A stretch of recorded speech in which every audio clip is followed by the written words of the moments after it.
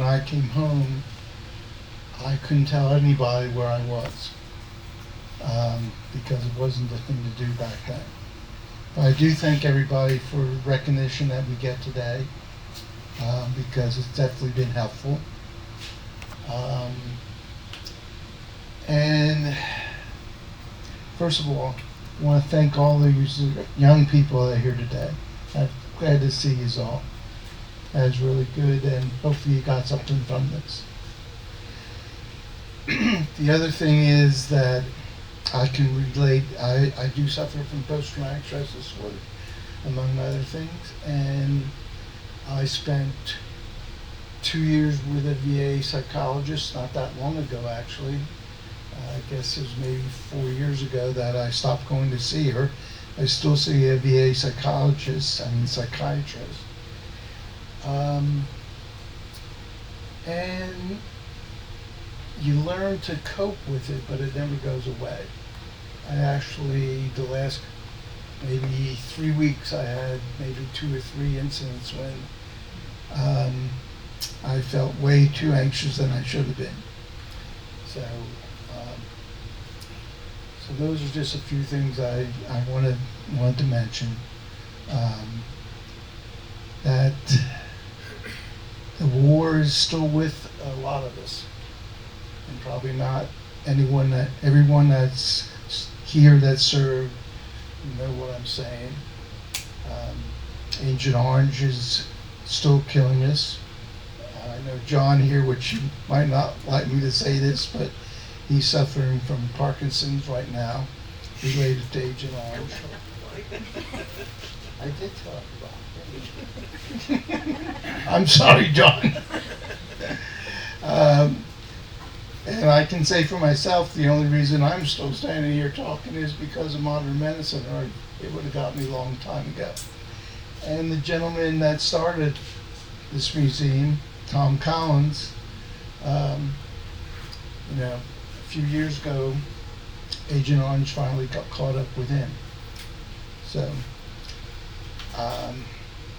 the last thing I want to say is that it was hard for me to talk about my feelings about Vietnam.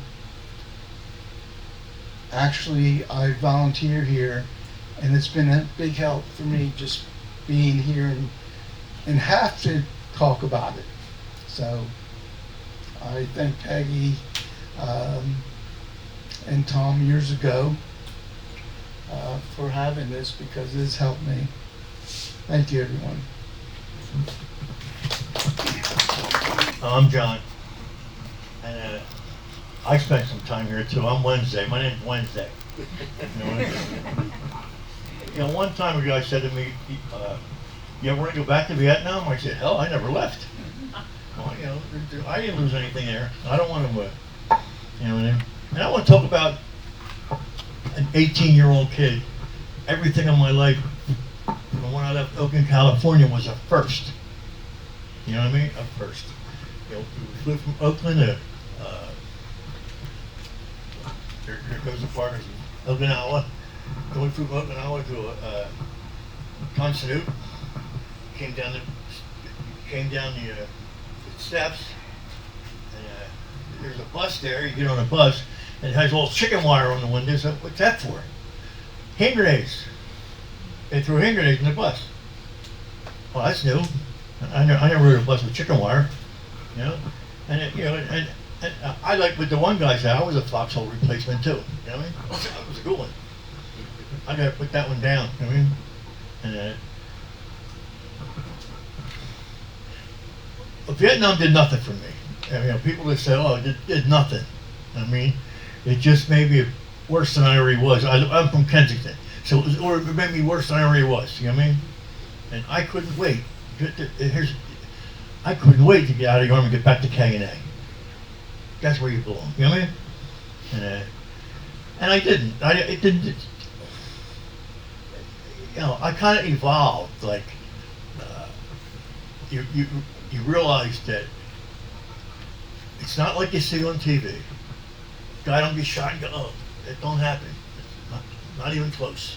You know what I mean? And you know, I was just a kid. I didn't know it. You know, you seeing all this stuff. Then you take a year of that. You know, I had to survive. I had my 8 weeks training. You know what I mean? That's what they give you, 8 weeks, and send you to Vietnam. You know, and you train they give you doesn't work. You know, we were never trained in jungle warfare or anything like that. We're still fighting the way we fought in Korea World War II. You know? I wanted to bring something today, but my mind left. My dad was in World War II. He was a Derby Ranger. If anybody knows what I'm talking about. Okay? My mother got a Western Union. Your husband missing in action. A week later, she got another at Western Union. Your husband's okay. 2 weeks later, she got another Western Union. Your husband's missing in action. She didn't know what to do. You know what I mean? And I just want to say that. And I have a letter. A letter that a mother writes to her son in Vietnam and says, "Son, what's it like over there?" So after a little mumbo jumbo, he says, "Mom, it's hot, really hot." You know, oh, okay. A week goes by, she writes another letter. "What's it like over there?" He said, "Mom, it's hot and wet." You know what I mean? Everything's wet. You know? A couple more letters, she asks him again, "What's it like over there?" And he says, "Well, people are dying all the time. You smell blood. You know, it's all over."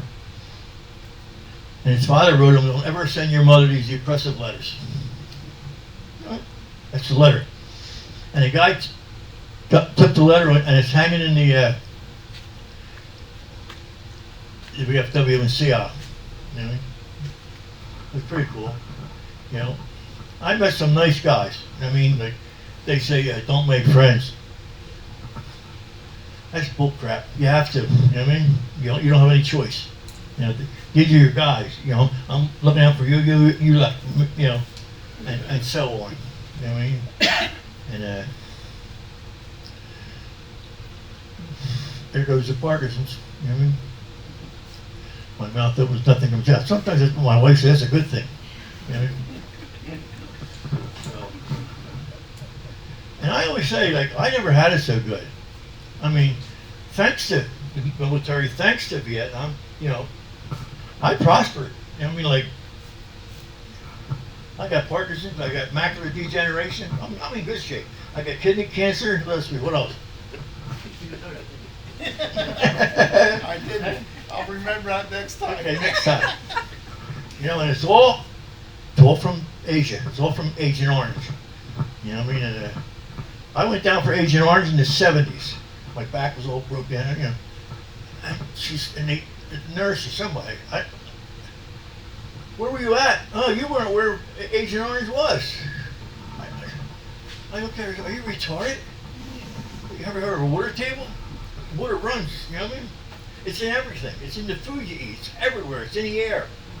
You know, I've seen that stuff go down, and the jungle just goes like this. Yeah. Yeah. Oh, the one guy mentioned Phan Thiet. That's why he said, I forgot yesterday. I was at Firebase Betty. You go down the hill, you go right into the town of Phan Thiet. I remember that. You know, Could you see Agent Orange? Could you like see it in the sky? when they spray, you can. Yeah. Yeah, it's just like a crop duster. It's like a crop. Yeah. It was called Agent Orange because it had an orange glow to And it. there was an orange. And then one. it came in had an orange it ring came on in the an can. oil drum with an orange stripe Yeah. around it. Had an orange ring around the can. Orange orange. DuPont made it. Okay, that's all I got. I just wanted to say that. You know, if all the young guys, you know, some guys could handle it, some guys couldn't. You know what I mean? And you had no choice. In time, the unnatural became natural. You know what I mean? You were all right not taking a shower for a week. You didn't even bother you. You know what I mean? We didn't have showers. We had water, rainwater. Yeah. So. Oh. Have you ever seen the soldiers walk up into rice paddies? You know what the rice paddies are? A sewage pit. All the sewage there goes in rice paddies. The fertilizer. And here we are walking, you know. Thank you. I didn't volunteer for anything. I mean, I got drafted. So for the young guys here, I was plucked out when I was 20 years old in between colleges. I went to a 2-year school and got drafted before I get to the 4-year. Because remember the window that they had? Oh, yeah. If you didn't have continuous education, you didn't get a deferment. Yep. So in a 60-day window, I got my draft notice. So they trained me in combat. So I was 1st Infantry Division. I was stationed and flew into Benoit. The K, for those that can see the map, Benoit's down here, K's over here. I was at a base, 1st Infantry Division base, which was called Rocket City, because Cambodia would send the Vietnamese, North Vietnamese be in Cambodia, send the rockets in, so we'd have to deal with that. And of course, we weren't allowed to go there. They were allowed to do it to us, but we couldn't do it to them. So I did, I was infantry. I was on the ground. So at Agent Orange, I mean, we were told it was okay, right? And the government will admit to anything after you're a short timer on this earth. That's when they agree that something was going on, because they don't want anything to do with it leading up to, your lifetime. So most of us got what we got way after we ever got out of Vietnam. Because I was in 1969 to 71, and I was only there 4 months because I got injured.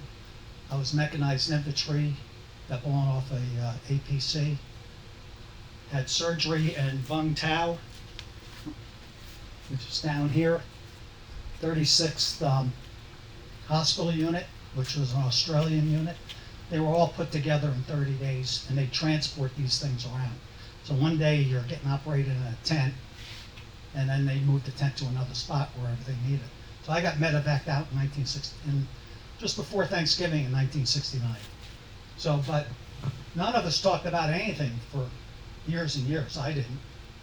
And it wasn't until the 1990s, basically, when patriotism had a renewed meaning in the country. Desert Storm. People's Desert Storm, right? Desert Storm. And it started, bringing back, like, hey, what about the guys that fought in Vietnam? Because we were told when we got discharged, do not put your uniform on, and if you have a wig, wear it. Because everybody had a crew cut, and those were the days of the Beatles, so the long hair was the big deal. So they'd spot us in a minute. So you'd go undercover, and you would never admit that you were there. I mean, that's how bad it was. I mean, we were spit at, we were cursed, we were held responsible for what was going on over there. Rocks and eggs. Yep. You got Jane Fonda sitting on a tank in North Vietnam wearing a helmet. I mean, she's the most hated person ever for a Vietnam veteran. So, but think of, for you young guys, 20 years old, you got an M16, they tell you to fix the bayonet, and I remember saying, what for, because I had just gotten there. They said, in case you got hand-to-hand combat. I said, oh boy, here we go. Because, I had eight weeks in Fort Jackson, South Carolina, then 8 more weeks of advanced infantry You training, were trained. whatever that is. But when you're there, whatever you can remember, you remember real quick. And then just a quick story, when I landed in Benoit, I flew from Fort Washington, the state of Washington, and flew to Vietnam from there in Northwest Orient Airlines, for those who remember that. It was a commercial airline. Now it's just Northwest. Full battle gear, M16s without the ammunition, ready to go. And that was part of the whole psychology of getting us ready to get off that plane. So we refueled in Japan, and then we were not allowed to get out of our seats. So the MPs in Japan came on and stood on the aisle, because this was the last stop. So then we take off, and the plane was quiet. Everybody's writing letters, and just like, here we are.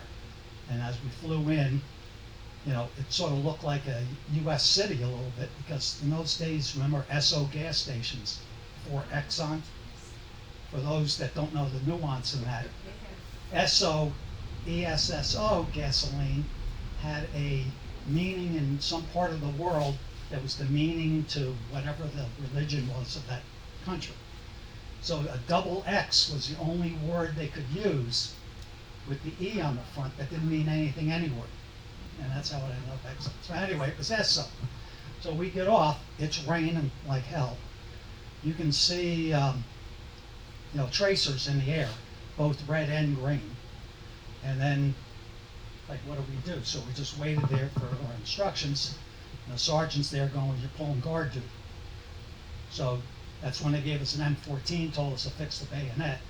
And we said, why? And they said, in case you got hand-to-hand combat. Well, we're trained on M16s. M14s were used for snipers, and they had them. So they gave me an area, it was raining, and they said, just get on the ground, and somebody comes up, shoot them. So, you're 20, I just came out of the bowling alley, So what kicked in was, took my helmet off, and I dug a trench as fast as I could, got all the mud out of there, so I could get my body below the level of the ground. I just laid down there all night in the rain and just prayed that nothing was going to happen. And we were behind the lines. We didn't even know it. I mean, nothing was going to happen. That was part of the acclimation. Anyway, the rest of it's a freaking mess. But that was just sort of anecdotally the story on how to get there. But when you're drafted, you're going. And when you're in the draft center, for those, how many people here were drafted? You were drafted, John? Yeah. So you know. Yeah. You got to go for all the tests. Everybody's lined up. Everybody's trying to figure out how to get out of this. And they get you up there, and this little guy, I was small. This guy was smaller than me. Had the Yogi Bear hat, He was the meanest looking guy in the world. He said, all you guys on my right take 2 steps. All you guys on my left take 2 steps. Said, you guys over here, you're in the Navy. And these guys all went nuts. They're clapping and cheering and ranting and raving. He said, unfortunately, you guys over here, you're in the Army. He said, but I forgot to tell you guys over here, the Marine Corps is in the Department of the Navy. And they drafted 200 Marines. And to this day, I've had Marines tell me they never drafted a Marine. But I saw it with my own eyes. All right, John, I saw it too. All right, so in the induction center, I went through Whitehall Street, New York. So we're all in a room. There's probably, 100 of us on folding chairs. So we didn't take an oath or anything yet. We didn't even know what to do. We were drafted. We're just waiting for instruction. So a Marine and a Army officer both came up in the front of the room and said, we're a little short on Marines, so does anybody want to be a Marine instead of going in the Army? So a couple guys raised their hands, fools, because we knew they were going to DMZ, right? Absolutely. So the Marine says, well, that's not going to be enough. So why don't you start from in the front row and count to 5s. 1, 2, 3, 4, 5, 1, 2, 3, 4, 5, all the way around the rooms. 3s and 5s, stand up, congratulations, you're in the Marines. So I was a 1. And that's how they were getting them. So they take them out of the draft. So those that were drafted, though, we predominantly, 90% of us ended up in the infantry. Those that volunteered got the jobs, right? They weren't all good jobs, but they weren't in the infantry either. So they weren't getting let off in a mechanized infantry unit. All that meant was we got to ride on that APC, and they dropped us off and said, see you in 2 weeks. Well, they knew we were 2-year wonders. Yeah, exactly. And when you're there, as soon as you get there, you have a calendar and you start marking the days off. Till you got down to be a single-digit midget, right? And then they actually pull you out of the field if you got down, to a week's worth. So, like, you made it this long, you had a week to go, so we're going to give you a break. So, anyway. John, we all had an awakening. They never told us how many people were getting killed. Never. Yeah. What- But they did want body counts, because No, the enemy. I was, before I was assigned. The enemy. Well, no, right, they wanted, remember in Vietnam War on TV, there's 1,100 Vietnamese killed today and stuff, everything was about body count. So we'd go out on body counts. Count by threes. Yeah, and we'd throw them in a bag. Yeah. When I went to Vietnam, we all went on that big TWA double-decker, 500 guys, every seat's taken, right? Yeah. When you came home, you came on the same place, 99 guys, you could sleep anywhere you wanted. I came What's back wrong on with that C-130 in a net. It's the same amount of guys That's how I came, the got same amount of guys who's supposed to leave. I just want to say one last thing to the young people, because there are a lot of things that might discourage you, but I have to admit that being in the military was one of the best things for me. I learned a lot. I saw things I shouldn't have saw or didn't want to see, but it has helped me through my life. I have to admit that. So don't be too discouraged by what you hear here. Everything that I've said here is true. I can vouch for that. So, and I might have been a little bit smarter than John and Johnny here, because I thought I volunteered. I would have got drafted, but I figured I would volunteer, and I did everything I could think of not to go to Vietnam. But that didn't work out real great. You were smarter than I was. So thank you all.